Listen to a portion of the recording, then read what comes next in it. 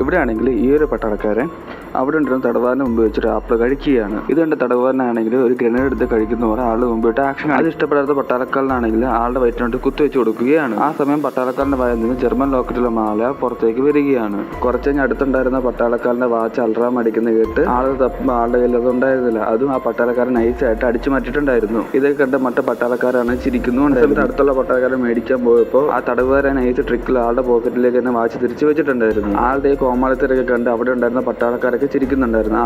ഇത് കണ്ട തടവുകാരനാണെങ്കിൽ കൂടുതലും കോമാളിത്തരൊക്കെ കാണിച്ച പട്ടാളക്കാരെല്ലാം ആകർഷിക്കുകയാണ്. അതിന് തടവുകാരനാണ് അവിടെ ഉണ്ടായിരുന്ന ഒരു ഷെഡിന്റെ ഉള്ളിലേക്ക് ഓടിക്കേറി പോയിട്ടുണ്ട്. കണ്ട പട്ടാളക്കാരെല്ലാരും കൂടി ആളെ പിടിക്കാനാണ് ഷെഡിനുള്ളിലേക്ക് കയറി. ഷെഡിന്റെ അടുത്ത് എത്താനായപ്പോഴത്തേക്കും ആ തടവുകാരനാണെങ്കിൽ വീപ്പ് കുട്ടി തലയിട്ടുകൊണ്ട് പുറത്തേക്ക് ഓടി വന്നിട്ടുണ്ടായിരുന്നു. അങ്ങനെ പുറത്തേക്ക് വന്ന സമയത്താണ് പട്ടാളക്കാരെല്ലാരും കൂടി ആ വീപ്പ് കുട്ടി പൊക്കി നോക്കുമ്പോൾ ആളെ അവിടെ കാണുന്നുണ്ടായിരുന്നില്ല.